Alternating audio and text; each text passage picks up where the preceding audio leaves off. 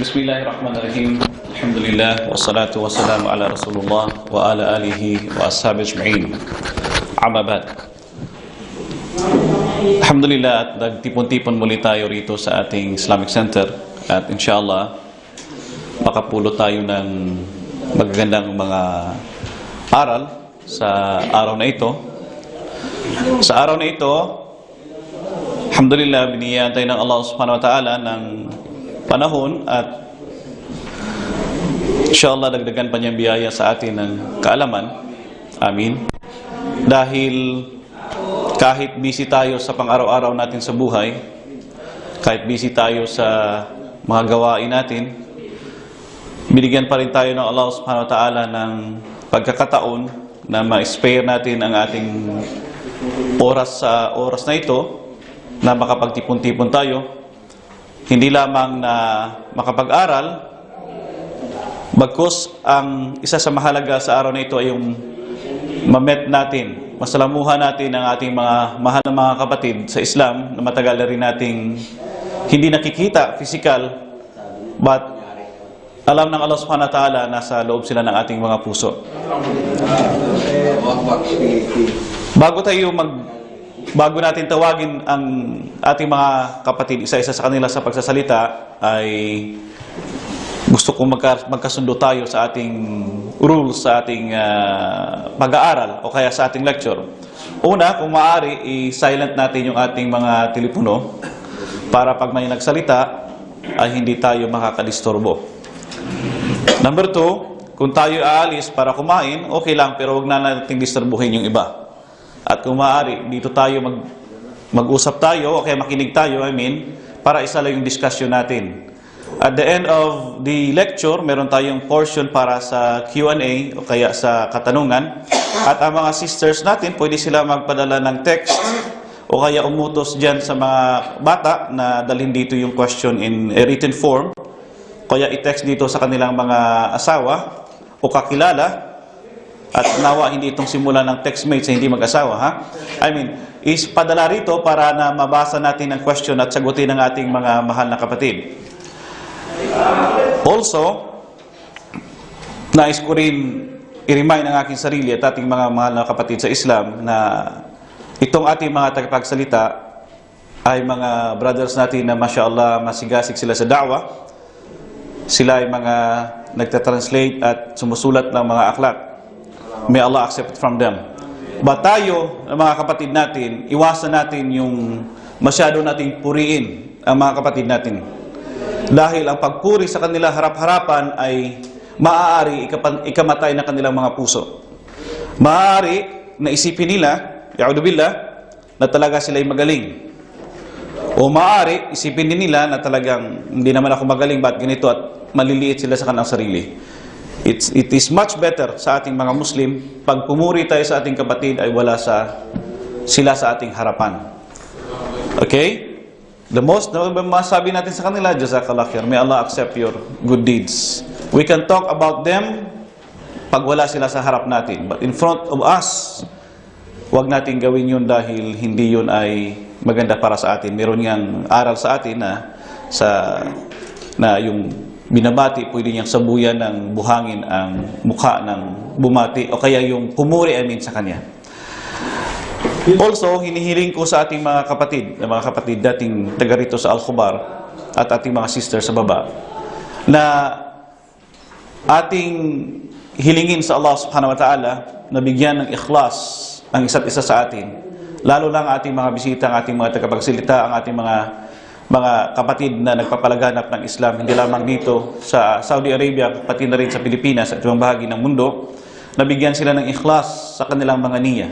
Ikhlas, ibig sabihin, nabigyan ng dalisay o kaya sinsirong intensyon na ginagawa lamang ito, hindi para sa kasikatan, hindi para sa makamundong bagay, kundi para sa kaluwalhatian ng Allah subhanahu wa ta'ala.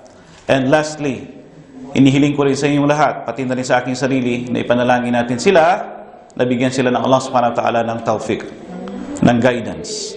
Dahil mahalaga ito ang pagbibigay ng ang panalangin natin para sa kanila.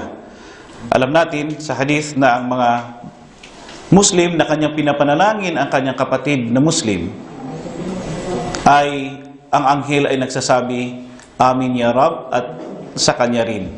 Ibig sabihin, kung pinapanalangin mo ang kapatid mo sa Islam, sa isang bagay, sasabihin ng anghel, Amin, at sabihin din ng anghel, manalangin din ng anghel na ibigay rin sa iyo o sa iyo, sa mga nananalangin, yung kanyang hinihiling para sa kanyang kapatid sa Islam. With this, mga kapatid sa Islam, welcome in behalf sa ating pamunuan dito sa ating Islamic Center dito sa Aqrabiyah, in behalf sa mga kapatid natin na in one way or the other ay ginawa itong programa na ito, ang paghahanda ng lahat, sa kanyang lahat, at sa lahat tayong lahat, we welcome you, all of us, sa itong program natin sa araw na ito. At ang main subject natin sa araw na ito is all about da'wah, o kaya calling people to the fold of Islam. Wa sallallahu ala nabiyyina Muhammad wa ala alihi wa ashabihi ajma'in wa akhiru da'wana alhamdulillahi rabbil alamin. Assalamu alaikum warahmatullahi wabarakatuh.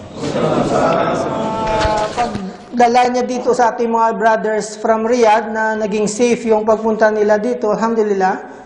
At hiningi din natin sa Allah na sana ay sa mamaya, pag-uwi nila, mamaya ay brother uwi. Inshallah. So, hiningi natin sa Allah na inshallah na gawin din ng Allah na maging safe yung pagbalik nila sa Riyadh mamaya hanggang sa makita nila yung pamilya nila doon. So, alhamdulillah, salamat sa mga brother, alhamdulillah, sa pagkakataon na binigay nyo sa amin, sa aming pag-anyaya. So, ito yung magiging order ng ating lecture. Yung first lecturer natin ay si Brother Noh Caparino. Yung topic niya is about the dawah is a responsibility of every Muslim. No? So, yung pangalawang lecturer natin ay si Brother Yusuf Butukan sa Riyadh. Yung lecture ni Brother Yusuf nandito sa harap, yung gwapo din natin, brother na nakasalamin. Sa mashallah. Yung lecture ni Brother Yusuf ay regarding sa manners of dawah. Yung paano magagawa ng sa dawah. Yung pangatlong brother natin, isang gwapong brother din, si Brother Muhammad Mendoza, kasama rin yung anak niya sa Riyadh din. Alhamdulillah, mashallah. So yung lecture naman ni Brother Muhammad Mendoza ay regarding sa dawah to non-Muslims, dawah to Muslims, dawah to oneself and family. No? And the last but not the least, ang ating mahal na kapatid na si Brother Omar Peñalver. Ito sa harap. Yung gwapo din na brother na kababayan namin, na Ilonggo din. Nandiyan si Brother Muhammad sa likod niya, Brother Muhammad Mendoza. At si Brother Omar nandito sa harap. Ang topic naman ni Brother Omar Peñalver ay yung importance of dawah. So, at inshallah, kung ano man yung idagdag niya sa atin na bilang paalala sa atin. So, alhamdulillah, hindi ko na patatagalin. And inshallah ay gabayan tayo ng Allah at kahit pa paano makuha tayo ng kaalaman para maging gabay natin sa ating pagiging Muslim sa pang-araw-araw. Jazakallah khair. Brother No, Assalamualaikum. Alhamdulillahi Rabbil Alamin. Wassalatu wassalamu ala asrafil anbiya'i wal mursalin wa ala alihi wa ashabi ajmain. Sa ngalan ng Allah ang mapagpalang mahabagin, ang lahat ng pagpupuri at pasalamat ay tanging sa Allah lamang, ang Panginoon ng sanlibutan. Ang kapayapaan, nawa at pagpapala ng Allah ay mapa sa lahat ng mga propeta, sa kanilang kasamahan, sa kanilang mga pamilya, at sa lahat ng mga taong nanatili sa matuwid na landas hanggang sa huling araw. Mga brothers and sisters, Assalamualaikum warahmatullahi wabarakatuh. Una sa lahat ay magpasalamat tayo sa Allah sa pagkakataong ito na kung saan, alhamdulillah, yun mga brothers na hindi ko nakita ng matagal, mashallah nakita ko dito, Brother Daud, mashallah. Si brother, tandang-tanda pa niya.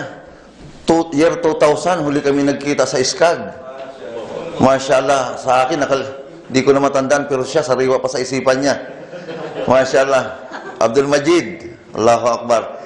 So lahat, kilala ko lang ang mukha, mashallah. Nakalimutan ko ng pangalan. Mga brothers and sisters, alhamdulillah, kakasabi lang kanina ni Brother Abdul Majid na huwag pupurihin, ay sinabi, mga gwapo daw yung speaker. Baka maniwala yung mga sister na naikinig. Okay, pumayag na rin tayo, kahit kunwari lang. Alhamdulillah. Tinignan ko ang oras ko bilang unang tagapagsalita, magsisimula ako ng 9:06. Ngayon, 30 minutes lang, magpapaalam na ako sa inyo. 9:40 na. Nire-respect ko kasi lagi ang oras. Kasi, mawala, yung sa huli, hindi na makapagsalita, tapos na ang program. Pero inshallah, paiksiin natin. Dahil po sa inatang sa akin na paksa ay ang dawa ay tungkulin ng bawat Muslim. Alhamdulillah.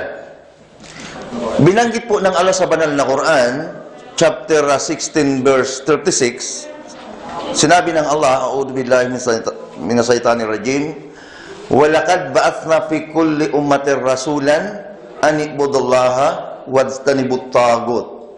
Ang pinakamalapit na kalugan sa ating wika, sinabi ng Allah na katotohanan, nagpadala ako ng mga propeta sa bawat nasyon upang mag-utos na sambahin lamang ang Allah at layuan ang mga maling Diyos. Mapapansin natin dito mga brothers and sisters sa talatang ito na ang dahilan kung bakit nagpadala ang Allah ng mga propeta para ipakilala ang Allah. Sambahin ang nag-iisang tagapaglikha at layuan ang mga maling Diyos. Ngayon, alhamdulillah, halos karamihan sa atin dito, mga dating mula sa dilim, napunta sa liwanag, dating sumasamba sa maling Diyos, napunta sa tamang pagkilala sa tunay na Diyos, tungkulin ng bawat isa sa atin. At wala ditong makakaligtas sa atin. May isang scholar na napasyal sa Pilipinas, nag-lecture siya. Alam niyo ba ang tinuran niya? Sa ating bansang Pilipinas, fardo ain ang da'wah. Hindi fardo kifaya. Pag sinabing fardo ain, magkakasala ang hindi magdadawa sa atin. Pag fardo kifaya, may iilan na dyan na nagdadawa, hindi naman nanagot ang iba. Bakit tinuran niya? Anong mga binigay niyang kadahilanan? Unang-una, alam naman natin lahat na ang ating bansang Pilipinas ay dating lugar ng mga Muslim. Na ito'y nasakop at pilit na ipinalitan ng ibang pananampalataya. Yan ang una niyang pinuntok. Pangalawa na ibinigay niya na kadahilanan, pumasok sa ating bansa ang napakaraming mga mangangaral mula sa iba't ibang lugar para i-introduce ang kanilang mga pananampalataya. Kaya makikita natin iba't ibang pananampalataya naglipa na sa ating bansa. Dikit-dikit, mga iba't ibang pananampalataya. Yun ang sinabi niya na kaya kailangan sa atin, obligado sa atin ang pagpapalaganap ng Islam. Babae at lalaki. Ulitin ko, parduain. Magkakasala ang hindi magbahagi. Ngayon sasabihin ng iba, hindi ko kaya. No. Maraming pamamaraan na hindi ka mapag-iiwanan sa da'wa. Kung halimbawa, hindi mo kayang tumayo sa harapan, magsalita ng ganito, kung saan ang talent mo, hanapin mo. Mayroon kaming mga kasama ni Brother Omar sa Pilipinas, born Muslim, hindi mo siya mapag-imam. Hindi mo po siya mapagsalita. Hindi mo po siya makapagpabahagi ng hadith man lang. Alam mo ang talent niya? Magaling siyang lumapit sa mga otoridad para humingi ng permit. Masyaallah, pinupuntahan niya ang mayor, papatulong siya na may radio station sa lugar na yan, bigyan ang mga Muslim ng isang oras man lang, kahit sa isang linggo. Doon siya magaling. Sabihin mo, hindi ka kasama sa dawa? Masyaallah. Sabihin niya, brother, nakausap ko ng istasyon na yan, ganitong oras ang programa. Kasama siya. Hindi mo talent yun?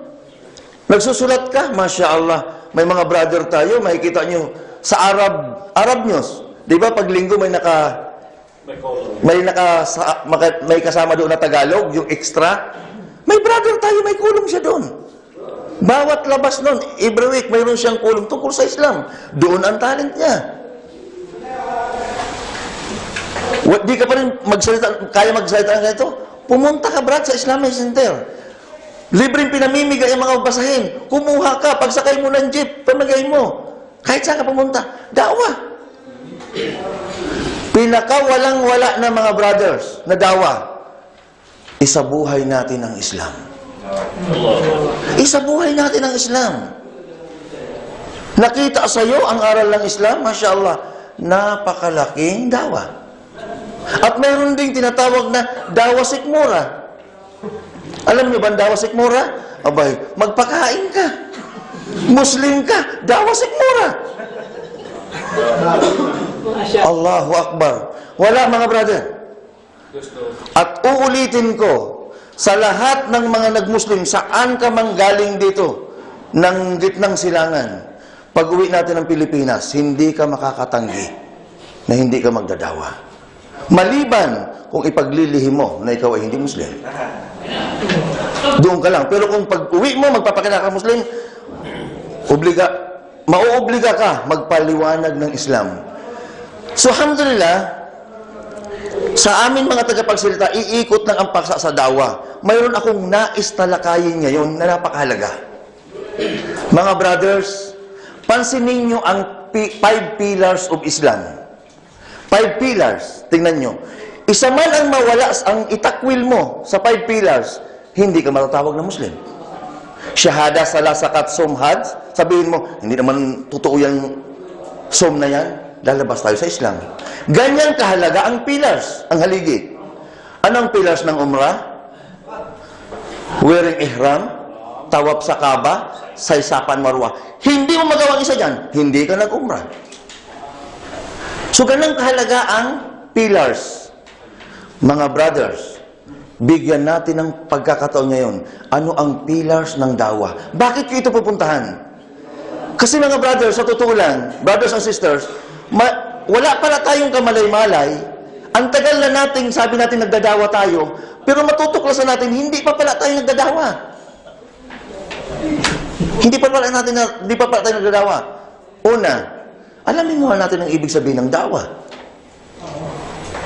Isang beses, nabigyan ako ng pagkakataon, kausap ko mga brothers, tinanong ko, ano ang dawa? Mga brother, hindi matumbok ang tunay na kahulugan ng dawa. So, paano tayo magsasagawa ng dawa na kung ang dawa mismo, hindi natin naintindihan?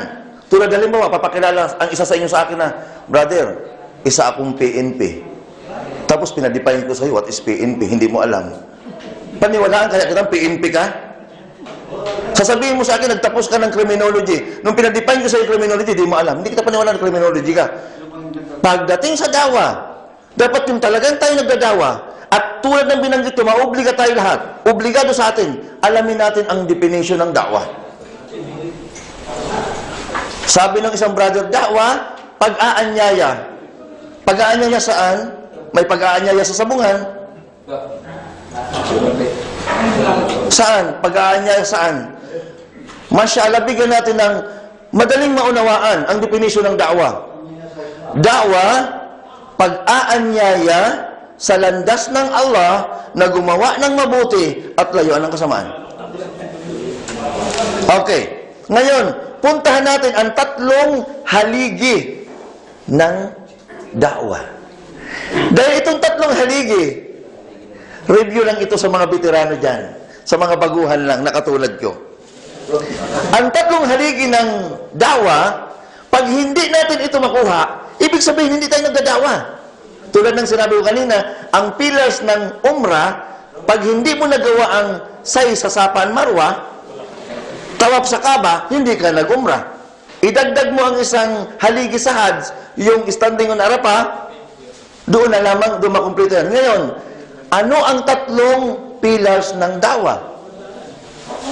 Ang unang pillars ng dawa, mga brothers and sisters, al-da'iyah. Al-da'iyah. Sino itong al-da'iyah? Siya itong nag-aanyaya. Pangalawang haligi, al-mad'o. Sino ito? Ito yung ating aanyayahan.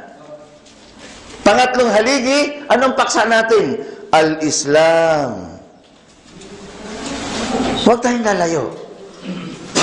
Al-Da'iyah. Ngayon, linawin natin ang Al-Daiya.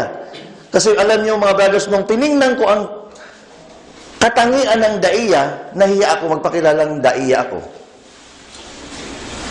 Mabigat.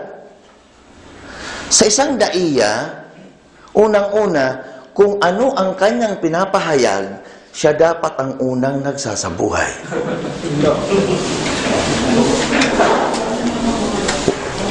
Hindi magiging epektibo. May napanood akong speaker na Muslim. Nakaupo lahat sila sa entablado. Sinasabi niya, kaming mga Muslim nag-uutos ng mabuti, nagbabawal ng masama. Nung tapos na siya, nandun pa sa stage, sa nigarilyo na. Maraming katangian ang Daiya. Isa na lang ang babanggitin ko na ito ang nawawala. Mga brothers, dapat bilang isang nag-aanyaya sa Islam, katangian natin na mahal natin ang ating inaanyayahan. Mahal. Lahat naman tayo, nakaranas na tayo ng true love. Nung may pupuntahan kayong minamahal mo, yung sinisinta mo, anong ginawa mo? Nagbihis ka na parang puging-pugi ka talaga. Nung natiyak mo na sa salamin, ilang bisis kang bumalik, gwapo ka. Anong sinunod mo? Ano ang dapat kong dalhin sa kanya? Nung naridi mo na ang rosas at saka chocolate, ano ang sasabihin ko sa kanya? Inayos mo ang sarili mo, ang dadalhin mo, pati yung pakikipag-usap mo, baka ma-turn off sa'yo. Kung katangian ng sandai na mahal niya ang kanyang ginagawahan, isasaalang-alang mo ang bawat sasabihin mo.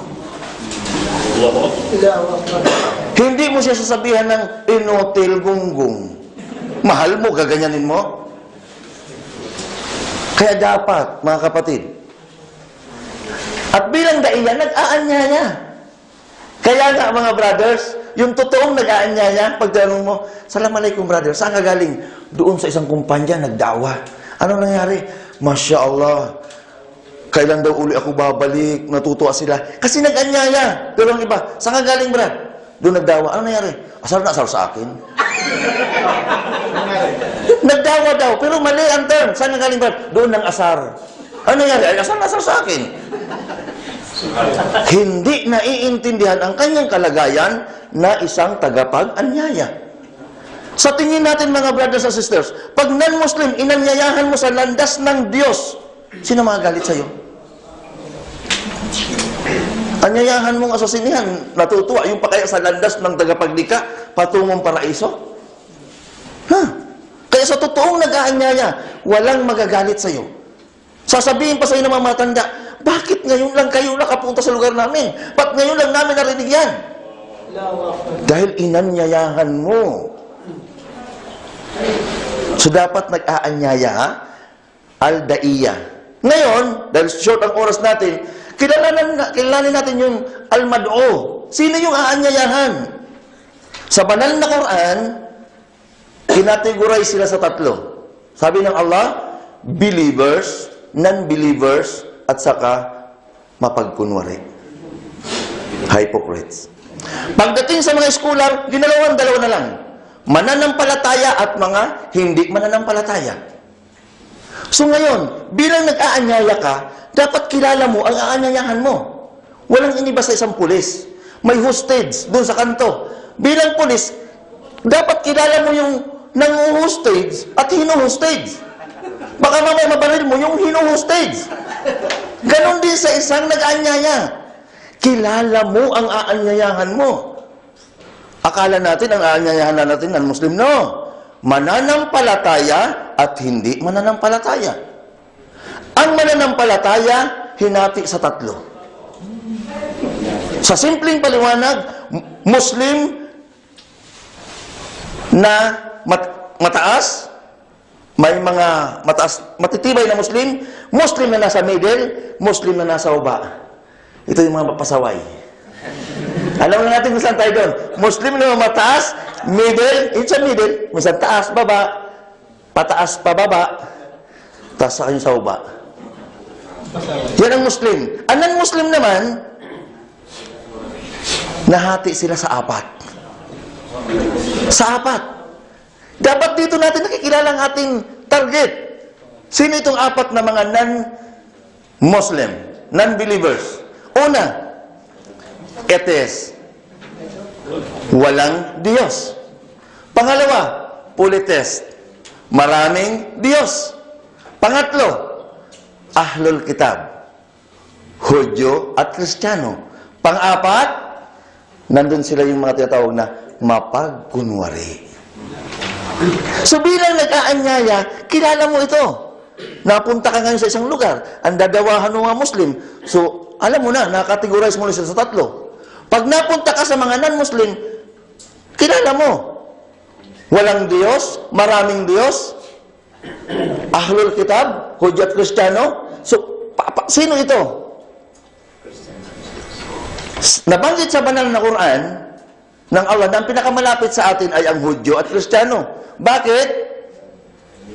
Dahil isa lang ang kulang dito. Sa mga tunay na Kristiyano, Hudyo at Kristiyano, isa lang ang wala sa kanila. Yung pagkilala sa huling propeta na si Propeta Muhammad. Sallallahu alaihi wasallam. Yun lang. Pero yun nga yung Kristiyano, hindi yan. Dito sila, ang totoo niyan, dito sila sa polytheist, sa maraming Diyos. Tapos mapagkunwari. So mapagkunwari mga brothers and sisters, huwag na tayo magtaka. Sa panahon ng Propeta Sallam, nandun na yung mga yan. Dadaigin pa tayo sa sunnah yan. Pati sa ating grupo, nandito yan. Kaya maging alerto tayo. Kaya nga may napakinggan ako ng isang Arabo, sabi niya, mas gusto ko pang kasama ang Hudyo. Sasabihin sa harap mo, Hudyo ako, kalabang kita, patayin kita. Pero mapagkunwari, katabi mo yan. Sasalamin ka pa niyan. Hindi mo alam. So yun mga brothers, ngayon, pag pumunta tayo dun sa apat, kasi bilang mga nagpapalaganap, nakakonsentrate talaga tayo sa mga non-Muslim. Walang Diyos, so alam na natin kung paano natin papaabutan ng Islam. Nabanggit niya sa Quran, di ba, ang pinakamalapit sa atin ay Hudyo at Kristiyano, yung ahlul kitab. Pero sa pilosopo, minsan ginagawa ko, sabi ko pinakamalapit sa atin sa totoo lang, atheist. Walang Diyos. Kasi yung haligi ng shahada, la ilaha illallah. Ay sa atheist, nandun na ang la ilaha. Kulang na lang ang illallah. So malapit. Pero hindi, susunod tayo sa Quran. Ang malapit sa atin ay ahlul kitab. So alhamdulillah, sa hindi mananampalataya, sa walang Diyos, simple lang. Paano natin paratingan? May isang Muslim na kausap niya yung hindi Muslim na atheist, walang Diyos. Dinawahan ng Muslim, tinanong sa walang Diyos, walang Diyos. Kwinintuhan ng Muslim, alam mo sa lugar ko, may barko na dumarating, bumababaan mga karga, na wala namang mga tripulante, walang kapitan. Aalis uli, walang kapitan, walang mga crew. Sabi ng atheist, pwede ba tumakbo ang barko na walang kapitan? Sabi ng Muslim, gagalaw ba ang mundo kung wala rin tagapaglikha? Ganun lang sa atheist. So sa maraming Diyos, alam na natin yan. Mashallah, itong nasa harap ko, hindi ito mga bago. Mga veterans na rin yan. So, paalaala lang ito mga brothers. Okay? Nandito pa lang tayo sa Al-Da'iyya, Al-Mad'o. Puntahan natin yung huli. Al-Islam. Ano ang paksa natin? Mga brothers and sisters, huwag tayong lalayo sa Islam.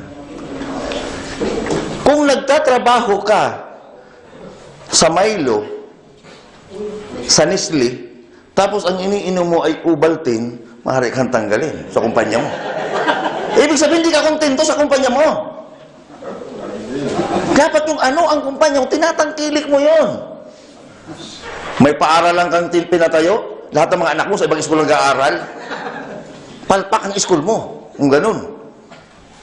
So ganun. Islam ang ating pananampalataya, ito lang ay parating natin. Huwag na. Huwag na yung iba. Tingnan nyo sa komersyal sa mga television. Nagbabayad ng malaki, mabanggit lang ang kanyang produkto. Maglalagay sa diaryo, magkano ang one half? Napakamahal. 1/4, may ilagay lang. Ilagay lang ang pangalan ng kanyang produkto. Tapos ikaw, ibang babanggitin mong pananampalataya, ibang aklat ang babanggitin mo, wag. Na parang lumalabas, kulang pang aklat natin. Walang iniba sa isang kandidato. Dalawang magkatunggali. Yung isa walang ginawa kapag nagsasalita sa tablado. Yung kalabang kong si ganyan, binabanggit ang pangalan, kurap yan. Puro, natapos ang kanyang pananalita, puro pangalan ng kalaban niya. Di nabanggit ang pangalan niya. Kaya pagdating ng halalan, ang nakilala yung kalaban niya. Yun ang naisulat. Kaya talo siya. Mga brothers and sisters, Islam, iparating natin. Hanggat maaari natin bangkitin yun. Na ipaplag pa yung relihiyon nila Ating pananampalataya. Tangkilikin natin ang sarili nating produkto. Ito na ang kailangan. Islam, nahinaan pa ba ito ipaliwanag? Masya Allah, Islam. Ang katangian ng Islam, karakteristik ng Islam, perfect. Sino magsasabing hindi perfect ang Islam? Clear. Very clear. Practical. Balance. Concise. Clear and concise. Subhanallah. Hindi ba ito ang ating maiparating? Perfectong pananampalataya. Masya Allah. Walang pagkakamali. So ito ang ating ipaliwanag. Masya Allah. May instruction sa akin bago ako napunta dito, pero Masya Allah. Alam nyo, gusto ko bang magsalita na marami? Kaya lang tulad ng sinabi ko kanina, mahigpit akong gumalang sa oras. So sana, nakuha natin yon ang pillars ng da'wah. At naintindihan natin, al-da'iyya, nag-aanyaya, al-mad'o, inaanyayahan, hindi yung tinataboy. Inaanyayahan yan. At ang paksa natin, kailangan ang pananampalatayang Islam. Mashallah, wala na tayong hihilingin pa mga brothers and sisters. Si Propeta Muhammad, sumakanya nawang kapayapaan, the best example. Wala na tayong hahanapan pa. Dahil kung may iba pa tayo, titingnan na halimbawa, mas magaling pa tayo sa Propeta Muhammad SAW. Hanggang dito na lamang. Maraming salamat. Assalamualaikum warahmatullahi wabarakatuh.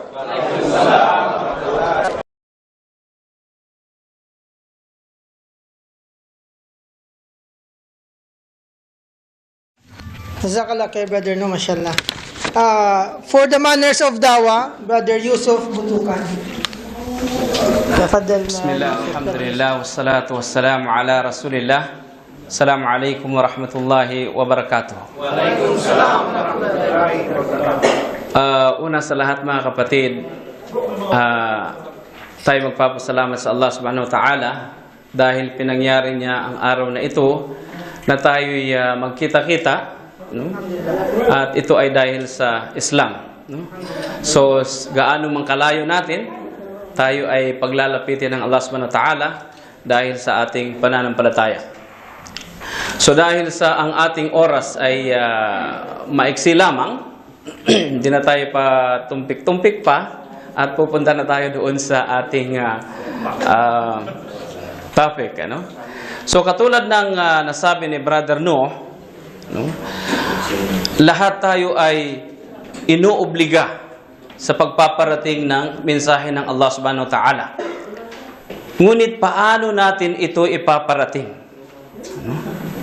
Ano ang panampamantayan o ano ang pamamaraan ng pagpaparating natin ng mensahe? Una sa lahat mga kapatid, alamin natin kung ano ba ang layunin natin ng pagpaparating natin ng mensahe ng Allah subhanahu wa ta'ala. Dahil kung hindi natin alam ito, walang silbi ang ating da'wah. So ano ang layunin nito? Upang masehan ng Allah subhanahu wa ta'ala. Sa ikasiya ng Allah subhanahu wa ta'ala. Hindi upang ikasiya ng bawat isa sa atin. Dahil kung yun ang layunin natin mga kapatid, hindi tayo magtatagumpay. Okay? So, dahil sa ang layunin natin ay upang masayahan ang Allah subhanahu wa ta'ala, ngayon ano ang nararapat nating gawin upang masayahan nga siya? Anong paraan ito? Saan natin kukunin? Ang Allah subhanahu wa ta'ala ay nagbigay sa atin ng pamantayan. Nagbigay sa atin ng isang halimbawa upang ito ang tularan natin, pamarisan natin, upang sa ganon ang ating gawain ay tatanggapin ng Allah subhanahu wa ta'ala. Bago ko babanggitin yan, ano ba ang mga kinakailangan upang ang ating mga gawain ay tatanggapin ng Allah subhanahu wa ta'ala? Una, yung tinatawag na ikhlas, yung sinseridad natin sa Allah subhanahu wa ta'ala. Ibig sabihin, ginagawa natin ang isang bagay, isang gawain ito, lalong-lalo na ang pag-anyaya sa tao tungo sa landas ng Allah subhanahu wa ta'ala, na meron tayong maliwanag na ibig sabihin, ito ay para sa Allah subhanahu wa ta'ala. Ikhlasun niya. Pangalawa, yung tinatawag na mutaba'ah, yung pagsunod sa Propeta Muhammad sallallahu alaihi wasallam. Kung ang ating mga gawain ay labas dito sa binanggit natin, tiyak na hindi tatanggapin ng Allah subhanahu wa ta'ala ang ating mga gawain. Dahil sabi ng Allah subhanahu wa ta'ala dyan sa banal na Quran, "Qul in kuntum tuhibbuna Allah fattabi'uni yuhibbukum Allah wa yaghfir lakum dhunubakum." Kung tunay na mahal ninyo ako, sabi ng Allah subhanahu wa ta'ala, sundin ninyo. Fattabi'uni, sundin ninyo ako. Sino yun? Ang Propeta Muhammad sallallahu alaihi wasallam. Yuhibbukum Allah, mamahalin kayo ng Allah subhanahu wa ta'ala, wa yaghfir lakum dhunubakum, at patatawarin ng Allah subhanahu wa ta'ala ang inyong mga kasalanan. So sa makatuwid mga kapatid, dapat ang ating pamantayan ay ang pamantayan ng Propeta Muhammad sallallahu alaihi wasallam.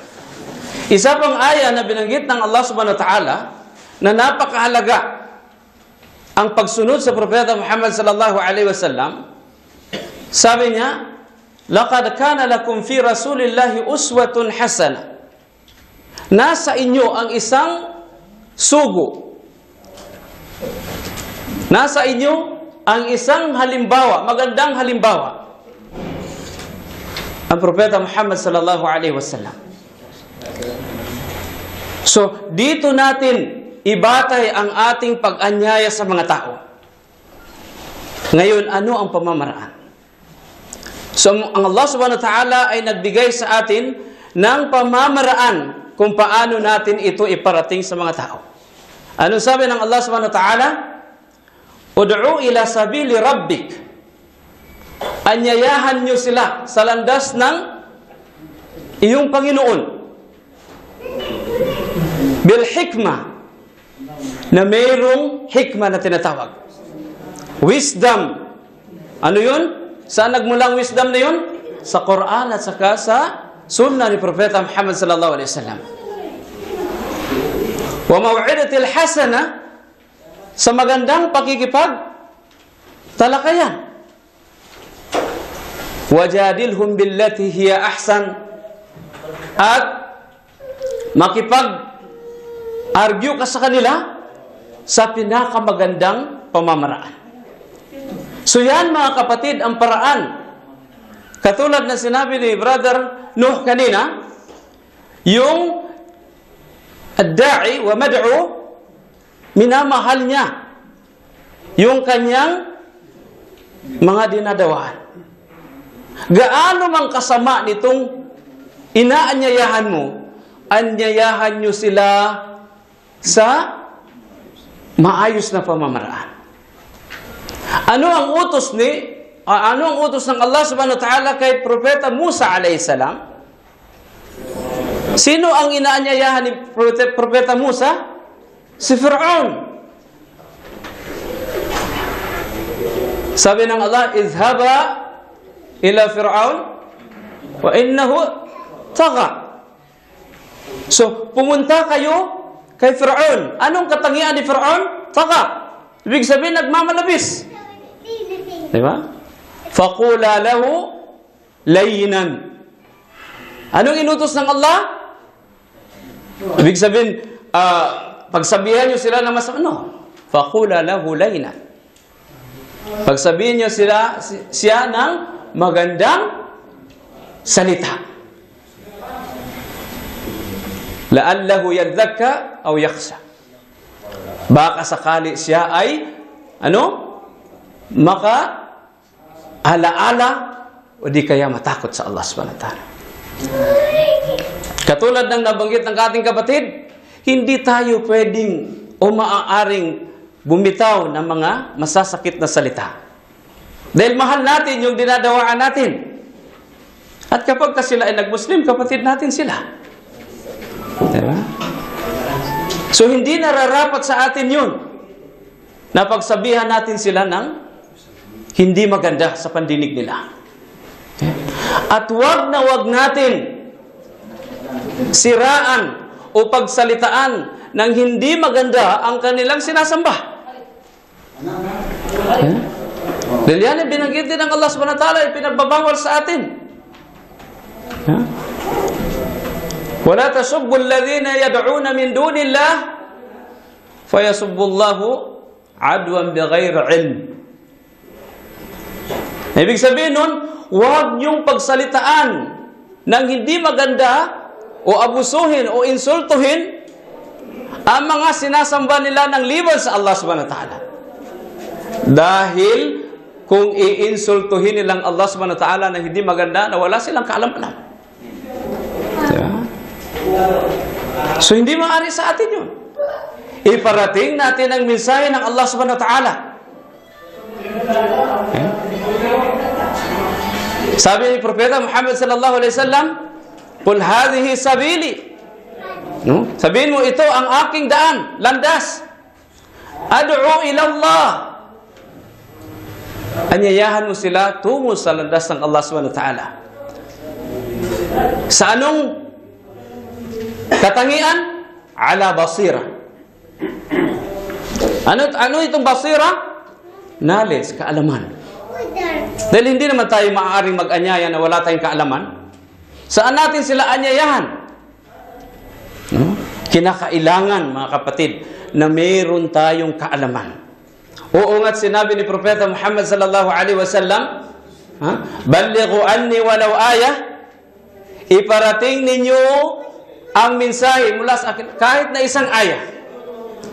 So tatanungin natin sarili natin dito, ilang ayah ba ang naisaulo natin?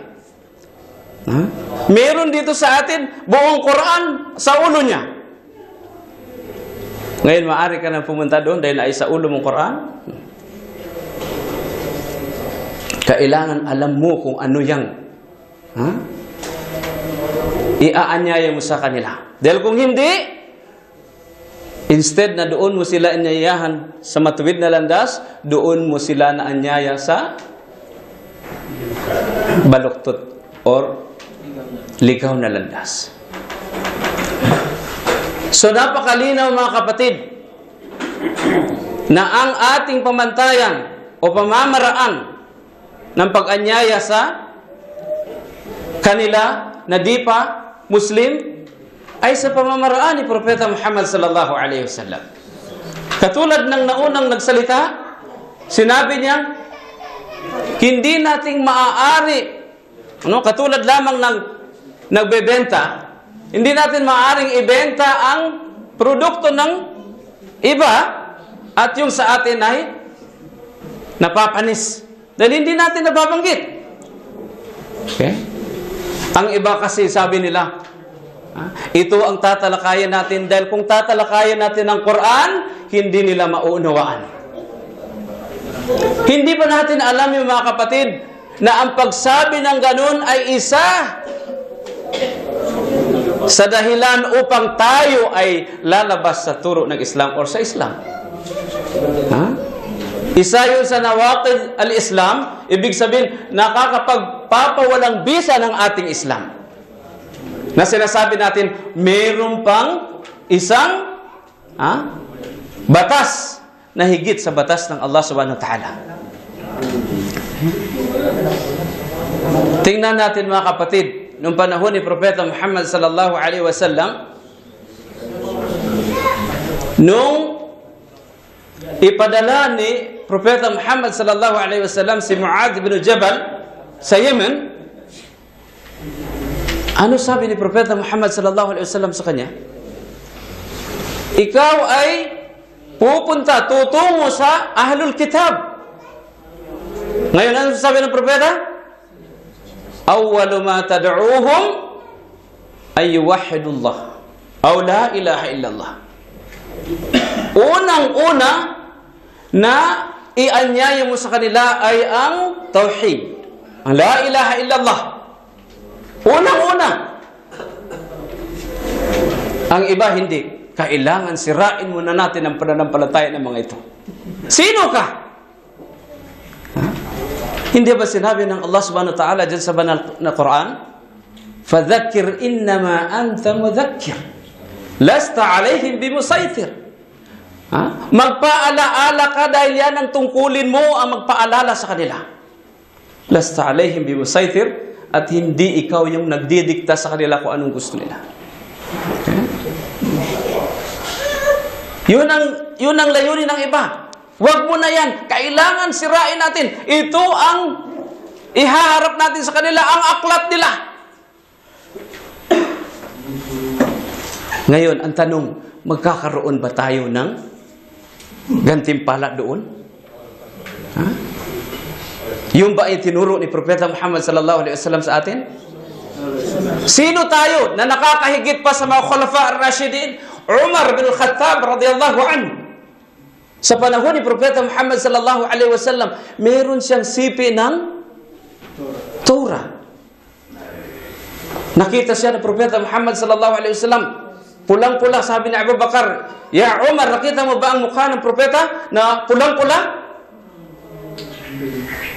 Sabi ng propeta sa kanila, kung si Musa ay nandito sa araw nito, sa harapan ko, wala siyang magagawa kundi sumunod siya sa akin.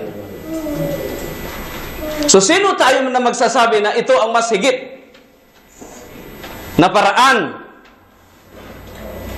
kaysa paraan ng Propeta Muhammad sallallahu alaihi wasallam? Hindi ito nangangahulugan, mga kapatid, na hindi natin maaaring gamitin ang Biblia sa kanila. Ngunit, bago yan, kasi ang mga di-Muslim, itatanong nila ang pananampalataya nila ayon dito sa kanilang Biblia. Ngunit sa simula, mga kapatid, ibenta muna natin ang ating produkto. Ano man ang mangyari pagkasunod yan, tapos, alhamdulillah. Tanggapin mo o hindi, this is between Allah and you. Tapos ang aking tungkulin. Na maiparating sa iyo ang mensahe. Yun lamang ang tungkulin natin, mga kapatid. Ang hidayah mula sa Allah subhanahu wa ta'ala. Huwag tayong magmarunong-marunungan sa ating sarili. Nagagawa tayo ng paraan, ng liban sa paraan ni Propeta Muhammad sallallahu alaihi wasallam. Anong sabi ng Allah dyan sa banal na Quran? Wastamsik ma yuha ilaik. Panghawakan mo kung ano ang ipinadala sa iyo. Ano ipinadala sa Propeta Muhammad sallallahu alaihi wasallam? Biblia? Iba ang pinadalhan sa Taurat. Iba ang pinadalhan sa Injil. At sa Propeta Muhammad sallallahu alaihi wasallam ay Quran. Hindi pa ba sapat yan? Lahat nandyan. Kung ang pag-uusapan natin ay tungkol kay Jesus, nandyan sa Quran. Ngunit ang may problema kapag sinabi mong hindi nila mauunawaan ito, kapag binanggit ko sa kanila, ang problema dyan ikaw. Dahil kung binanggit mo sa kanila ito na hindi nila naunawaan, ibig sabihin hindi mo rin naunawaan. Tama, mali. Dahil kung naunawaan mo yun, kung paano mo iparating sa kanila, tiyak na mauunawaan nila yun. Ang Propeta Muhammad sallallahu alaihi wasallam, sa pagbabasa lamang ng Quran, ang hindi Muslim ay lumalapit sa kanya upang isuko ang kanyang sarili. Pakikinig lang yun. Di ba? Kasi ang pagbanggit nun ay ikhlas. Marami sa mga ngaral natin, ni isang kataga o aya sa Quran, hindi man lang mabanggit. Pero karami-raming mga aya doon sa ibang aklat, memoryado pa. Pero natapos na ang talakayan, wala man siyang nabanggit na isang aya. Paano magkakaroon ng baraka yun? Ha? Paano magkakaroon ng baraka? Kung sasabihin mo na, ito ay mas nakakahigit. Tingnan natin mga kapatid, ang ginagawa nating reference sa ating dawa, gabundok na aklat, kung itong isa na lang, hindi ka pa mahirapan magdala. Ha? Nandyan lahat. Itong isa, ang lalagyan mo, malaking bag. Ha? Baka mapilayan ka pa dyan kapag nahulog dyan sa paa mo. Pero kung ang Quran, isang Quran lamang maliit, nandyan lahat. Ha? Nandyan lahat sa Quran. Ha? Sabihin natin, paano ko maiparating ito? Ay, unawain mo ang Quran. Okay? Lahat ng katanungan, mayroong kasagutan dyan sa Quran. Okay? Hindi natin pwedeng sabihin wala. Okay? Nandyan lahat. Okay? Kung hindi mo alam, magtanong ka sa nakakaalam. Dahil yan ay order ng Allah subhanahu wa ta'ala. Fas'alu ahla dhikri in kuntum la ta'alamun. Magtanong ka sa may kaalaman kung hindi mo alam. Okay? Nandyan lahat. Kaya mga kapatid, bago tayo tutungo sa patutunguhan natin, bago tayo tutungo upang mag-anyaya, alamin muna natin kung ano ba ang layunin ng da'wa natin. Ang iba, aabutan na ng kahaba-habang oras dahil gusto niyang kunin ito. Hindi. Sa maikling pananalita lamang mga kapatid, kung bibigyan ng Allah subhanahu wa ta'ala ang hidayah, ang tao na to, alhamdulillah. Kanya lang parang kailangan ito. Ang Propeta Muhammad sallallahu alaihi wasallam, ilang taon siya nangaral tungkol lamang sa la ilaha illallah sa Makkah? 13 years. Ilan lamang ang sumunod sa kanya?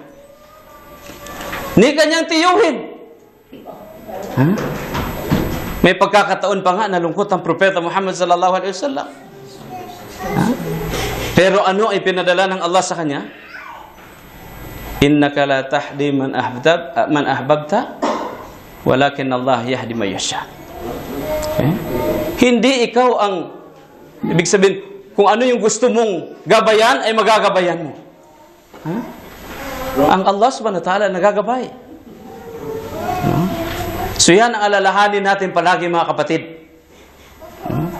Na kailangan, kahit kaunti lamang na salita na maiparating natin, kung meron itong hikmah mula sa Quran at sa hadis ni Propeta Muhammad sallallahu alaihi wasallam, insyaallah ang da'wa mo ay magkakaroon ng barakah. So insyaallah marami pa tayo sanang tatalakayin dito dahil ang pagtalakay ng da'wa ay malawak na usapin.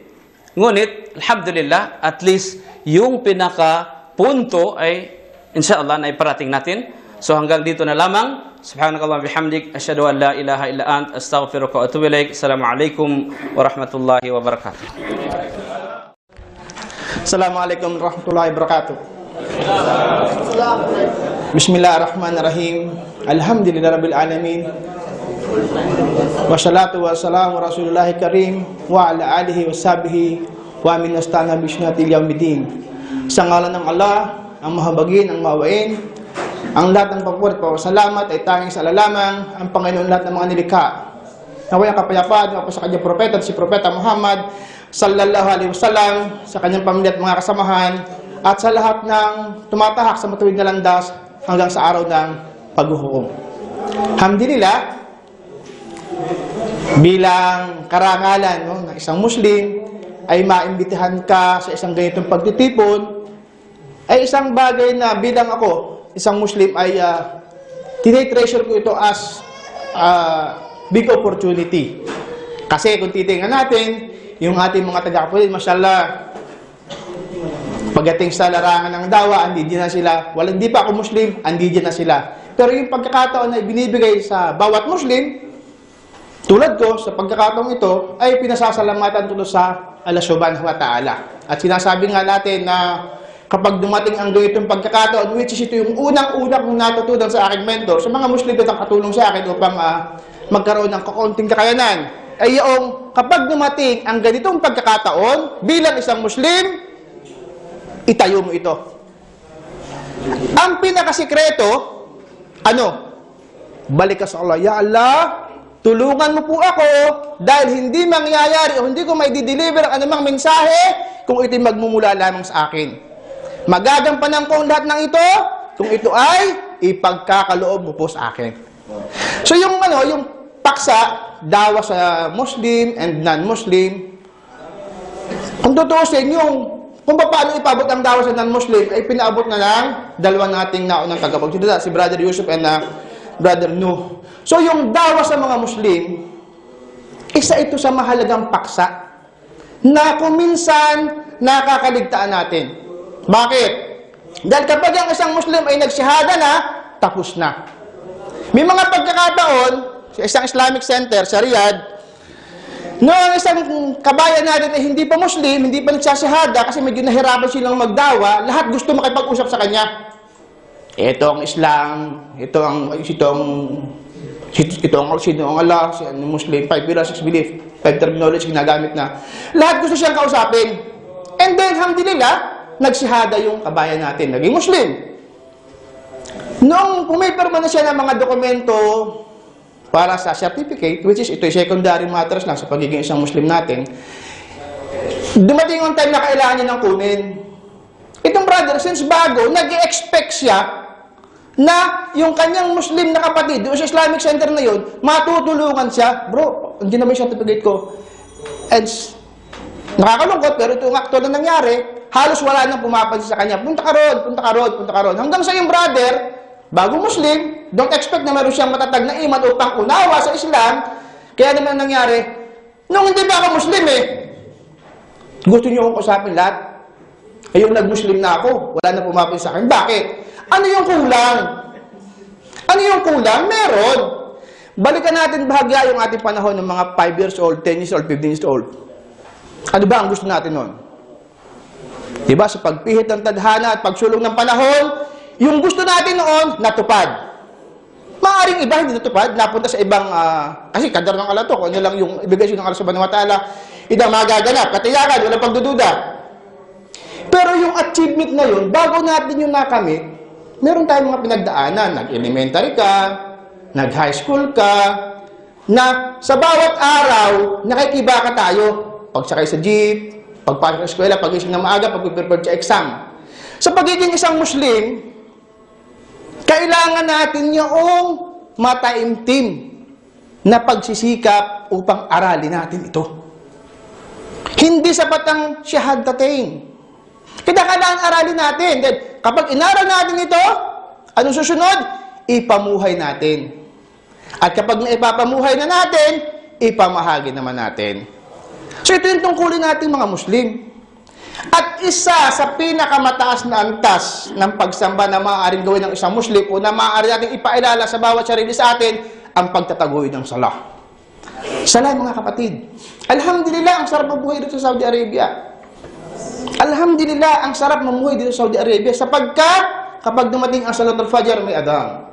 Duhur, Asr, Maghrib, and Isha. Ang gagawin lang natin, bago tayo matulog, hihilingin natin ulit sa Allah subhanahu wa ta'ala, Ya Allah, bigyan mo ka ng pagkakataong magising sa Fajr bago mong Salatul Fajr at makapagsala ko ng Fajr. And then, pag nag-adhan, magwudu ka, napakalamig ng tubig, may heater naman. Pumunta ka sa masjid para magsala ng Fajr. Hanggang matapos mo hanggang Isha. At kung ito, hindi mo magagawa dito, saan mo ba ito gagawin? Sa atin sa Pilipinas na kung saan walang adhan kang maririnig, walang masjid na kinakailangan mo pang magbiyahe kung wala ka sa isang Islamic community para lang makapagsala sa masjid. So ito ang mahalaga mga kapatid. Panghawakan natin yung Islam sa pamamagitan ng pagsasabuhay nito. Kasi hindi po lahat ginabayan ng Allah sa ating pananampalataya. At kung titignan natin dito lang sa Al-Quban, ang Pilipino siguro 100,000. Pero nasa ilan lang sa mga kapwa natin Pilipino, nasa Islamic centers ngayon, na maaaring sa ibang Islamic center, may activity sila, dumadalo sa ganitong programa. Bakit? Kasi hindi naman nga sila Muslim. Ngayon, pinangyari ng Allah na tayo ay masumpungan natin ng Islam, panghawakan natin ito. Konti lang ang panahon natin. Yung pagiging inhinyero mo, yung pagiging isang accountant mo, anuman ang iyong profesyon sa kasalukuyan, dito lang yan. Dito lang po yan. At kapag namatay ka na, tapos na. Kaya naman, habang mayroong pagkakataon, habang tayo mayroong pagkakataon upang gumawa ng mabuti, gawin natin. Sabi nga ni brother, no, hindi lahat nakapagsasalita para ipahayag ang Islam. Anong gagawin mo? Isabuhay mo ang Islam. Ipakita mo yung pamumuhay ni Propeta Muhammad sallallahu alaihi wasallam. Kung hindi mo man magampanan 100% ang sunna ni Propeta Muhammad sallallahu alaihi wasallam, kung paano niya pamuhay ang Islam, kumuha ka ng ilang puntos mula rito. I-apply mo sa sarili mo. Especially, yung pakikitungo mo sa hindi Muslim. Pakitaan mo sila ng maganda. At higit sa lahat, sa pamilya mo. Kasi upang tayo magkaroon ng magandang komunidad, o isang mainam na pamayanan, kinakailangan magsimula ito sa bawat pamilya na nakatira sa komunidad na yan. Kung gusto nyo, good community, yung pamilya mo sablay. Bakit? Dahil isang Muslim ka, tatay ka, hamdila, nag-Muslim na lahat ng pamilya mo, hindi mo sinisimulan sa pamilya mo yung pagkasabuhay ng Islam. Simulan po natin sa ating asawa o sa ating mga asawa, sa ating anak, sa ating mga anak, ang pagtataguyod ng Islam, ang pagtuturo, at insyaAllah, ikhlas at sunnah, ang pamamaraan, may reward ka dito sa mundong ito at sa kabilang buhay. At yung asawa mo na yan, na matapat na sumunod sa iyo, ayon sa katuruan ng Islam, kapag gumawa ng mabuti yan, meron ka. Nagkaroon ka ng maraming anak, naturuan mo, umalis ka, for example, naiwan sila sa Pilipinas, subalit na ituro mo sa asawa mo yung kagandahang asal o kagandahan ng katuruan ng Islam, siya ang bahala sa mga anak mo. Networking ito eh. Ito ang pinakamainam na networking. At ang Islam, ito naman yung pinakamainam na pagkakataong pinagkalab sa atin ng Allah. Isang sunnah, maaaring ito'y ginagawa ninyo. Kung hindi man, paalala, napakadali nito. Na kapag dumating tayo sa ating bahay, simulan mo, pagbukas ng pinto, Assalamualaikum. At ayon sa hadis, kapag ang tatay na pumasok kasi ng bahay, nagsalita ng salam, ang Satan, umaalis. Wala siyang lugar sa bahay na yon, the whole night.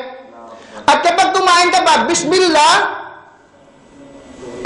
the whole night, ang Satan, wala siyang pagkain. Napakadali nito, mga kapatid. Pagpasok mo, Assalamualaikum.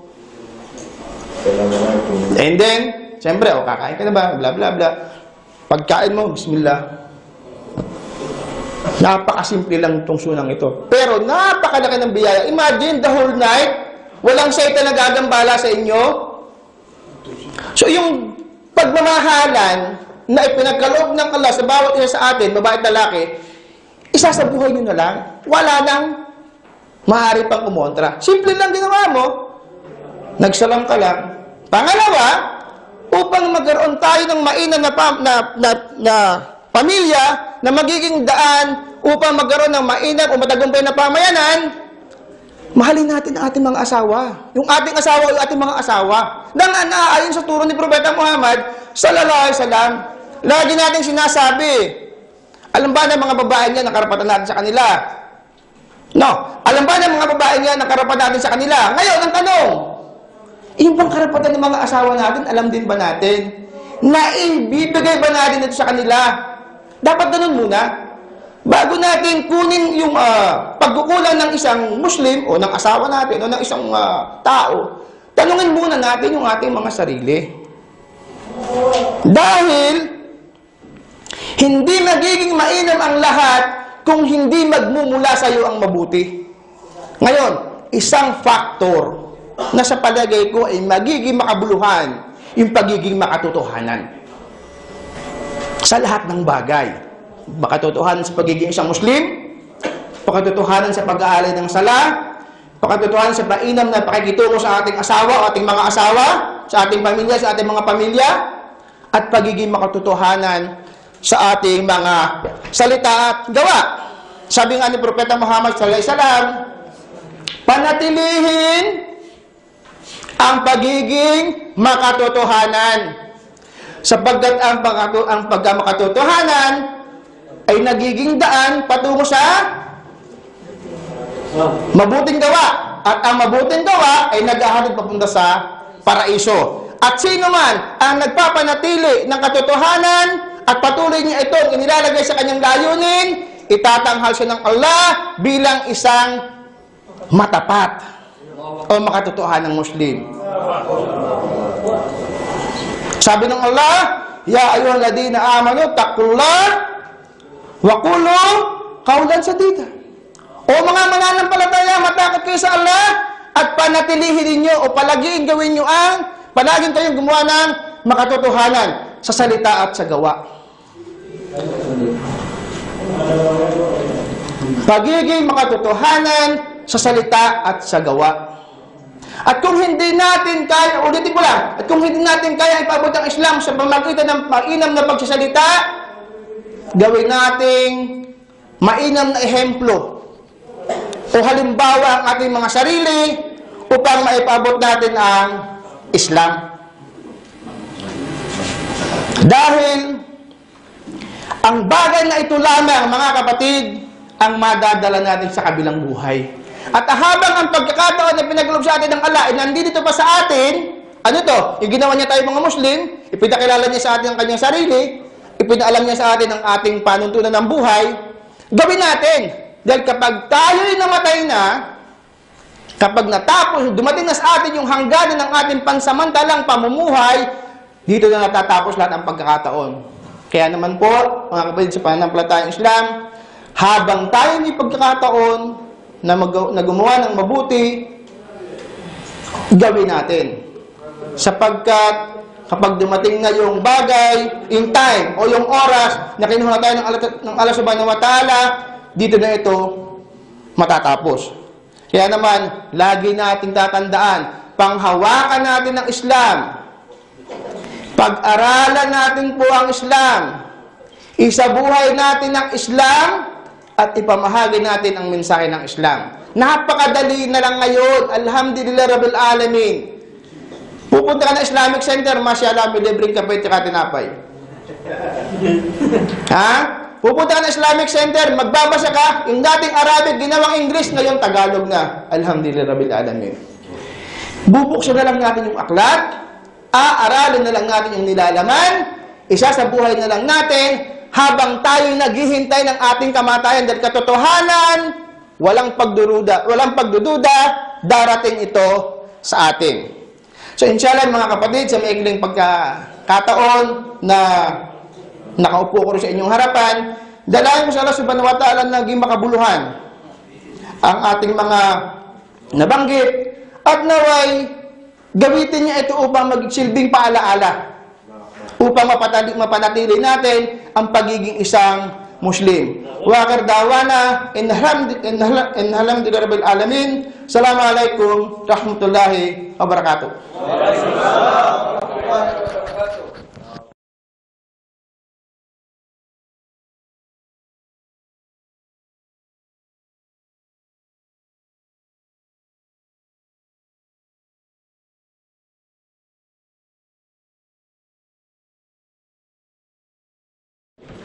Jazakallah khair, Brother Muhammad. At para sa importance na of dawa, yung kahalagahan ng dawa. At iba pa, inshallah. Si Brother Omar Pinalder. Yeah, Father Omar. Bismillahirrahmanirrahim. Alhamdulillahi Rabbil Alamin.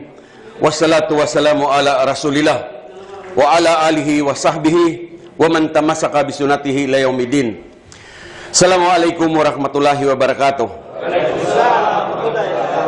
Unang-una, mga mahal na kapatid, brothers and sisters, lubos ako na nagpapasalamat sa Allah subhanahu wa ta'ala sa pagkakataon na ipinagkaloob niya at tayo ay muling nagkasama-sama ngayong umaga rito sa Islamic Center sa Al-Qubar. Dalangin ko sa Allah na sana hindi lamang dito sa ibabaw ng lupa tayo nagsasama-sama o nagtatagpo-tagpo, kundi higit sa lahat na sana hanggang sa kabilang buhay, sama-sama tayong lahat na inaani at tinatamasa natin ang mga biyaya na kanyang ipinangangako sa lahat ng matatapat na sumusunod, sumusuko at tumatalima sa kanyang mga kautusan. So mga brothers and sisters, medyo mahaba-habang talakayan na ang nagawa ng ating mga brothers tungkol sa obligasyon ng bawat Muslim ang magdadawa, ang manners ng pagdadawa, ang pagdadawa sa mga hindi Muslim, sa mga Muslim, sa ating sarili at sa ating mga pamilya. So ngayon ang aking ibabahagi ay ang tungkol sa kahalagahan nito.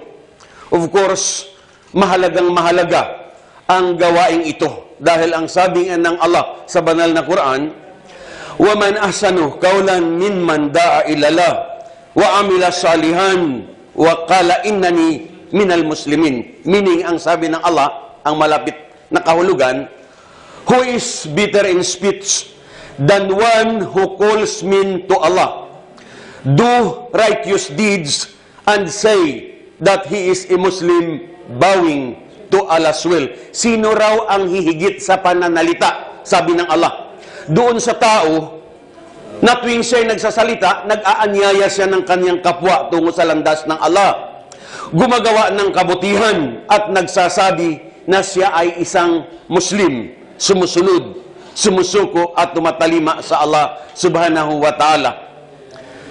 So, hindi higit na mainam at noble na gawain ang pagdadawa at ang biyaya sa mundong ito, maaaring hindi natin tatanggapin. Ngunit ang katotohanan, ito ay malaking paghahanda para sa ating kabilang buhay. Dahil ang sabi pa ni Propeta Muhammad, peace be upon him, ang kahulugan, sabi niya, sino man na ginabayan ng Allah dahil sa iyo, ibig sabihin dahil nagdadawa ka, ang magiging biyaya mo ay higit pa sa mundong ito at sa kanyang nilalaman. Iisa lamang ang mapatnubayan ng Allah dahil sa iyo. Ang magiging biyaya mo higit pa sa mundong ito at sa kanyang nilalaman. So katulad nga ng sinasabi ni Brother Muhammad kanina, ito ang pinakamainam na networking. Dahil kung halimbawa, may isang tao nga na ginabayan ng Allah at iyon ay naging tapat sa pagsasabuhay ng kanyang obligasyon sa Allah, lahat ng ginagawa niya for the sake of Allah, may reward siya. At ikaw na naging daan, mayroon ka ring reward katumbas nung kanyang mga biyaya o reward na hindi mababawasan ang kanyang mga reward o biyaya na ipagkakaloob ng Allah subhanahu wa ta'ala. So mga mahal na kapatid, katulad ng sinabi ng mga brothers kanina, ang pagdadawa, hindi ito tungkulin ng iilang Muslim lamang, kundi ito ay tungkulin obligasyon nating lahat-lahat. Dahil ito ay utos ng Allah sa ating lahat. Dahil ang sabi nga ng Allah, ud'u ila sabili rabbika bil hikmati, invite all, anyayahan ang lahat with wisdom and beautiful preaching. So, kung tayo ay nagdadawa din mga brothers, sisters, isang pakiusap na mahalin natin ang gawaing ito. Kung tayo ay nagdadawa, huwag na huwag tayong umasa na ang ating kinakausap ay magiging Muslim sila kaagad. Dahil Ang Allah mismo ang nagsasabi na tayo ay instrumento lamang. Wala sa kapangyarihan natin na igabay ang isang hindi mananampalataya tungo sa landas ng Allah subhanahu wa ta'ala. Tayo ay instrumento lamang. Ngunit kung tayo ay nagdadawa, bigyan natin ng emphasis ulit, uulitin natin na gawin natin ito ayon sa utos ng Allah at ayon sa pamamaraan na ginawa ni Propeta Muhammad sallallahu alaihi wasallam. Para maging effective ang ating dawa at para magiging rewarding itong dawa na ginagawa natin, we have to do it according to the will of Allah and in accordance to the teachings of the prophets. Peace be upon them.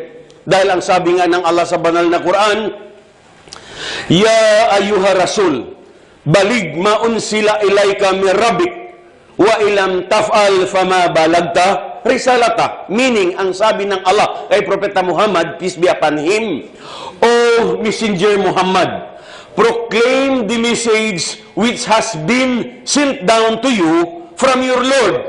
And if you do not, then you did not convey the message. So sabi ng Allah kay Propeta Muhammad sallam, O Messenger Muhammad, ipahayag ang mensahe na ibinaba sa iyo mula sa iyong Panginoon. At kung ito ay hindi mo ginawa, wala kang pagpapahayag na ginawa. So if we will be asked kung ano ang mensahe na ibinaba kay Propeta Muhammad sallallahu alaihi wasallam, tayong lahat magsasabi na ang Quran.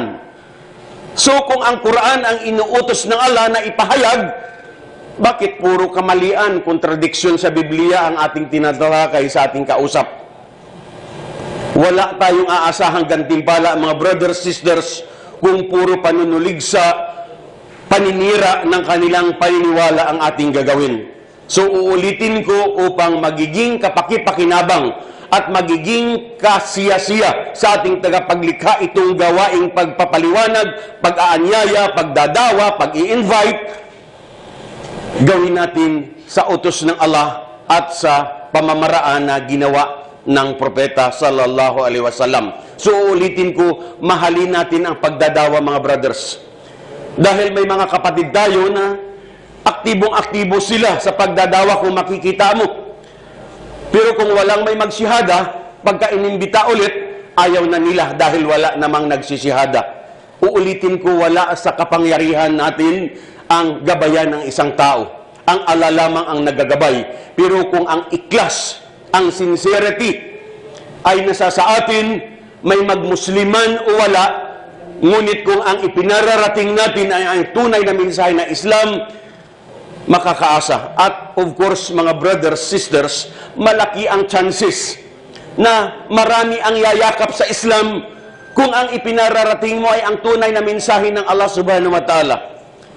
Hindi isa nagbabrag o nagmamalaki, but this is part of experiences. I have been involved in dawa, I should say 25 years na.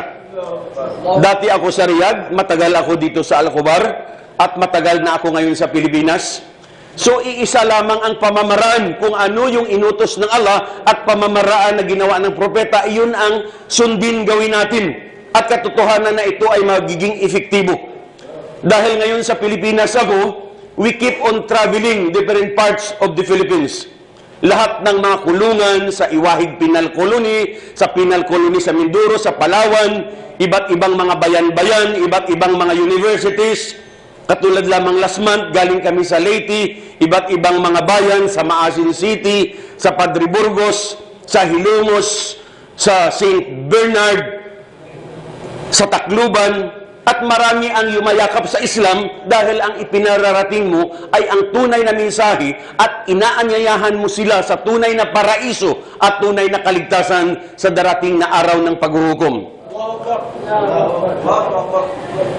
Likewise, naimbitahan tayo sa UAE. Sa Dubai lamang ang nag-iimbita.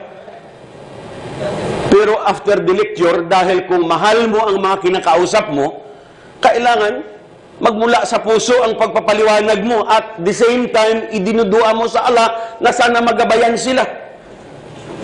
So I have experience na pagkatapos ng isang oras na pagsasalita, walang maraming katanungan, 125 ang mag-i-embrace ng Islam.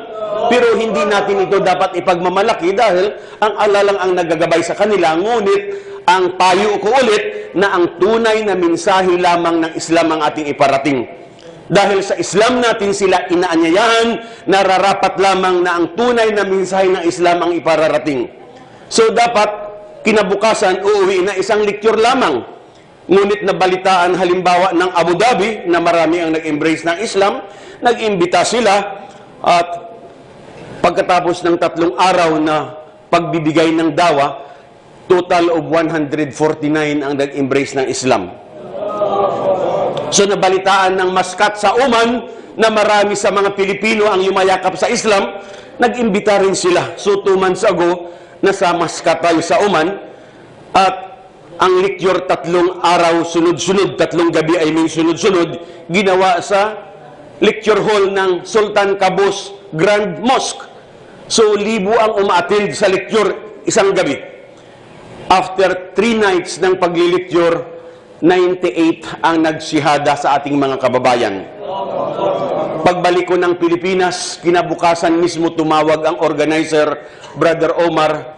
Sa totoo lang, 2 ulit ang nagsihada ngayon dito, kaya a total of 100 ang nag-embrace ng Islam dito sa Muscat.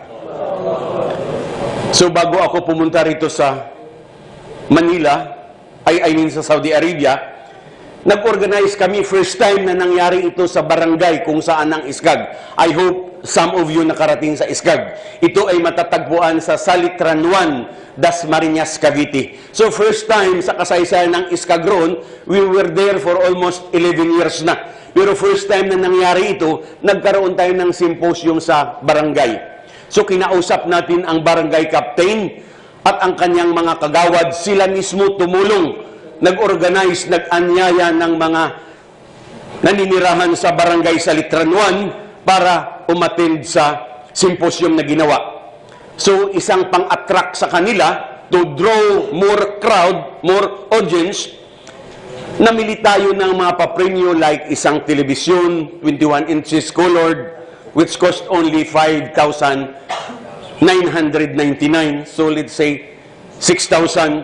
Tapos may plancha, may electric fan, may isang cellphone, 3 sakong bigas, tinimbang tig 5 kilo, at nirapol ito. Ang lahat ng audience na pumapasok, kailangan may number sila, isulat ang pangalan, at may corresponding number din doon sa box. Dawa sikmura na sinabi ni Brother No.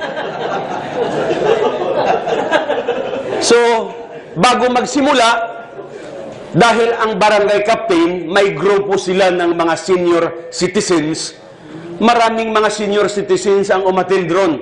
So actually, pagpasok namin sa gate ng covered court, yung isang matanda na nasa wheelchair, sabi niya kay Ibrahim Kiamson, "Totoy, sana manalo man lang ako sa raffle ninyo." Ang sabi ni Ibrahim Kiamson, "Nanay, pakiusap ko lang, makinig kayo ng mabuti ha.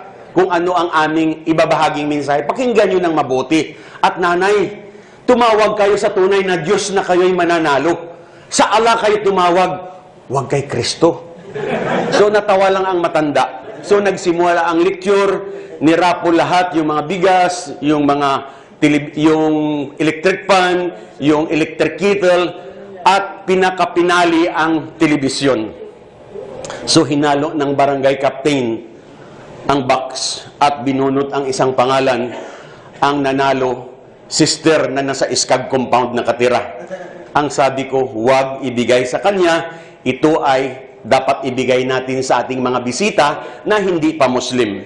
So kinusot ni Ibrahim at hinalo ulit ng barangay captain, bumunot ng pangalan. Ang sabi niya, ang nanalo ay si Catalina Campos, yung nasa wheelchair. Biglang sumigaw ang matanda, "Diyos ko, Diyos ko, Diyos ko." So itinulak siya sa harapan ng stage, dahil doon siya tinulak rito sa harapan. Ang sabi ko, "Nanay, ano ba talaga ang number ninyo?" So ipinakita yung kanyang numero. Sabi ko, "Nanay, congratulations ha," sabi ko sa kanya. Sabi niya, "Pero kahit walang TV, gusto kong mag-Muslim." Sabi niya gano'n. So ipinaliwanag sa kanya kung paano ang pagpasok sa Islam, although may mga nauna nang nagsyahada, so sinundan niya at ang sabi niya, kahit walang telebisyon gusto ko mag-Muslim. So pagkatapos niya magsyahada, biniro ko, nanay, so pwedeng wag na sa inyo mapunta yung TV. Anak naman, ibigay mo dahil para sa akin talaga yan. So mga brothers, sisters, after the symposium, a total of 7 ang nag-embrace ng Islam. Pero actually, ang kauna-unahang nagsyahada, isa sa barangay Kagawad. Dahil ang 8 barangay Kagawad at ang barangay captain, all throughout the symposium, doon sila hindi umalis talaga, nakinig sila. So ang 2 pang nagsyahada, mag-asawa, nagtuturo sila sa computer school. Husband and wife, mga bata pa sila. At ang iba pa roon, may brother tayo na nagbakasyon, actually galing siya sa Damam. Nagsala ng Juma sa Iskag. So after Salatul Juma, in-announce ng brother, mga brothers, baka may mga kamag-anak kayo na hindi pa Muslim, bukas may symposium kami na gagawin sa covered court, pwede kayong pumunta. Yung brother actually, taga Quezon City siya, dinala niya nanay niya at saka kapatid niya para makinig sa symposium. Alhamdulillah, after the lecture, nanay niya at saka kapatid niya nagsihada rin. Galing pa sila ng Quezon City down to Salitran 1 sa Dasmariñas, Cavite. Pero medyo matagal dahil mat-traffic. Pero hindi mahirap hanapin, mga brothers, ang Iskag. Ito ay matatagpuan sa Salitran 1, Dasmariñas, Cavite. Kung galing kayo bandang Baclaran, sumakay lamang kayo ng jeep na ang signboard DBB1 at sabihin ninyo sa driver, ibaba kayo sa Iskag, sa harapan mismo ng gate, ibababa kayo at pwede kayong pumasok sa loob. Kung bus naman, ang sakyan lang ninyo, ang signboard Dasmariñas, sabihin lang ninyo sa konduktor, ibaba kayo sa traffic light sa Salitran at doon mismo kayo ibababa sa kanto. May malaking mall ngayon, nag-i-exist na ang Save More Central Mall Dasmariñas. So sa gilid maraming tricycle, sumakay kayo, sabihin nyo, ibaba kayo sa Iskag. Pero kung gusto nyo maglakad, it's about 450 meters lamang. Lakarin nyo papasok ron at nasa left side, makikita ninyo Iskag, Islamic Studies, Call and Guidance. At sa Iskag, mga mahal na kapatid, marami sa mga kababayan natin ang pumapasok para mag-inquire tungkol sa Islam. May mga taga-NBI. Just kamakailan lamang, 1-2 taga-NBI. So, kahit anuman ang kanilang intensyon, huwag natin silang husgahan. Ang ating tungkulin, ang iparating sa kanila, ang katotohanan tungkol sa Islam. Maaring isipin natin, baka intelligence, baka nagmamanman sila sa atin. Huwag tayong mag-isip laban sa kanila. Ang pinakamahalaga, ang tungkulin natin na iparating ang katotohanan, dahil kahit hindi sila mag-Muslim o mag-Musliman, makaaasa tayo ng reward sa Allah subhanahu wa ta'ala. So actually, bariho yung taga-NBI, nag-embrace ng Islam. After a month, ang isa sa kanila, doon nagpakasal sa Iskag. So, mga brothers, marami tayong dapat pag-usapan, but I believe we are getting short of time. Dahil actually, si Sheikh Adel Almihaisin, kung kilala ninyo, nakikiusap siya na doon magsala ng Juma sa masjid niya. At inshallah, if we will have some time later after Salat al-Juma, babalik tayo rito inshallah. Kung kayo ay may pagkakataon din. Pero sa mga kapatiran na halimbawa magbabakasyon, feel free na lumapit sa Iskag. Kung halimbawa kayo ay bandang mga Bulacan, kung saan mang lugar sa Luzon, pwede kayong kumontak sa amin at pwede nating pagtulong-tulungan na maiparating ang tunay na mensahe sa ating mga kamag-anakan. Actually, may isang brother na na-aksidente dito sa Damam, na namatay siya, hindi ko alam kung naiuwi na. So actually, hindi pa siya nakakauwi na Muslim. So tinawagan ng sponsor niya ang kanyang pamilya roon na kung maari, dito na lamang ilibing dahil nag-Muslim siya. Pero ang pamilya niya nakikiusap na kung maari iuwi siya. So binigay ang contact number na Iskag, tumawag sa Iskag ang pamilya niya, at nakikiusap sila na kung pwede iuwi ang husband, ang tatay nila, ang asawa, at willing din sila na makinig tungkol sa Islam. So actually, hindi pa nakakauwi doon ang bangkay ng father nila, pinuntahan doon sa Quezon City yung pamilya. Alhamdulillah, mga brothers, dahil puro grown up na mga mga may trabaho na ang pamilya at may mga manugang na. Alhamdulillah, misis niya at 7 anak manugang nag-embrace ng Islam.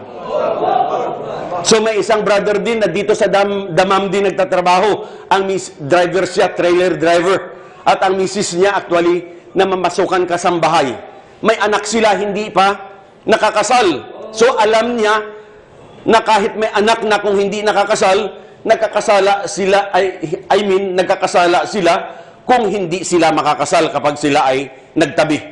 So ang ginawa ng brother, tumawag sa ISKAG at nakikiusap, nagtatanong kung paano kasalin. So sabi ko, nasa sa iyo kung pupunta kayo sa ISKAG o kami ang pupunta riyan. Pero sa palagay ko, mas mainam kung diyan gagawin sa inyong bahay. At palagay ko naman siguro magpapawalima kayo, magpapakain kayo, anyayahan ang inyong kamag-anakan, kaibigan, at magbigay muna tayo ng panayam bago kasalan. So doon ginanap sa kanyang bahay sa Valenzuela. Alhamdulillah, kinasal sila. Nagkainan, pagkatapos ng kainan, dawa, sikmura ulit yun. At nagbigay tayo ng panayam, dawa, kaluluwa naman. Alhamdulillah mga kapatid, siyam ang nag-embrace sa mga bisita. So ganyan kadali ngayon ang pag-imbita sa tao kung tayo ay may tunay na ikhlas at ang tunay na mensahe ng Islam ang ating ipinarating. So mga kapatid, uulitin ko, ang biyaya maaaring wala sa mundong ito. But the truth of the matter, tayong lahat ay magwawakas. Mamamatay tayong lahat at babalik tayo sa ating tagapaglikha. Katotohanan, doon natin aanihin ang maraming biyaya sa lahat ng ginagawa natin rito, kasama ang pagdadawa at ang pagganap natin ng ating obligasyon sa ating tagapaglikha.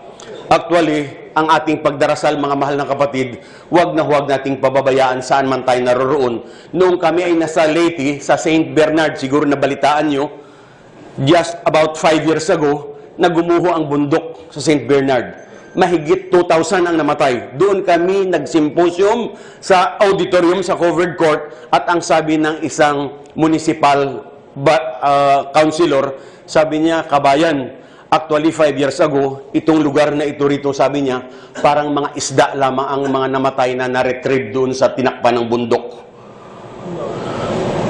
So, buong high school, lahat ng estudyante, mga teachers, lahat namatay. May mga nurses na nag-community service, hindi taga roon, pero nakasama sila sa mga tinabunan at namatay lahat. Kaya nung kami ay nanyayahan na magsala doon sa may masjid na maliit na itinayo ng mga Maranao Brothers, ang sabi ng isang brother, bago kami magsala, sabi niya, brother, actually ang mga anak na Muslim rito, lalo na yung mga teenagers, kapag sinasabi mo na kailangan magsambayan, magsala, parang namimiloso po sila. Sasabihin nila na, total bata pa naman kami, tsaka na lang kami magsasala. So nakita ko maraming mga teenagers nga nandoon, naka-short, iba may butas pang tainga, pero anak ng mga Muslim. So sabi ko, brother, noong gumuho ba ang bundok, ang lahat ba ng natakpan ay mga senior citizens lahat? Sabi, hindi brother, dahil eskwelahan yun, lahat ng mga estudyante. So sabi ko, mga bata dapat kayong magbukas ng isipan at damdamin. Huwag na huwag nyo sabihin na tsaka na lang kayo magsasala kapag kayo ay may edad na. Ngayong bata kayo, huwag nyo sabihin na exempted kayo. So alhamdulillah, nung kami magsala na puno ang masjid ng nagsala. So ito ay bahagi sa pagdadawa natin, mga mahal na kapatid. Kung mahal natin ang ating mga dinadawahan, of course, mahalin natin sila na makasama natin sila sa paraiso sa darating na araw ng paghukom. So finally, talagang tatapusin na natin muna, mga mahal na kapatid. Maraming salamat sa inyo at sana tayo ay mapabilang sa hadith ni Propeta Muhammad na sinabi niya na sa araw ng paghuhukom, ang araw ilalapit sa mga tao. At ang tao papawisan, depende ayon sa kanilang nagawang kasalanan. May hanggang tuhod, may hanggang baywang, may dibdib, may hanggang bibig, may hanggang mata, may hanggang lampas, ulo. Ngunit may 7 uri ng tao na makakasilong lamang doon sa lilim ng Allah. Walang ibang makakasilong maliban lamang sa 7 uri ng tao. At ang isa roon, ang sabi niya, ang mga magkakapatid na nagkikita-kita dahil sa Allah at sila ay maghiwa-hiwalay dahil sa Allah. So ito ang ating ginagawa ngayon. We traveled from Riyadh para magkita-kita tayong lahat. At inshallah, kung hindi man tayo matuloy ulit mamaya after Salatul Jummah, maghiwa-hiwalay tayo mga mahal na kapatid, alang-alang sa Allah. At kung hindi na tayo magkikita sa kabilang buhay, sama-sama tayo na aanihin ang biyaya ng Allah. Sa muli, maraming salamat. Wa akhir dawana alhamdulillahi rabbil alamin. Assalamu alaikum warahmatullahi wabarakatuh. أسلم قيادك للهدى واظفر بجنات وخلد هذا سبيل الله من يسلكه فاز بكل حمد أسلم قيادك للهدى واظفر بجنات وخلد مهلا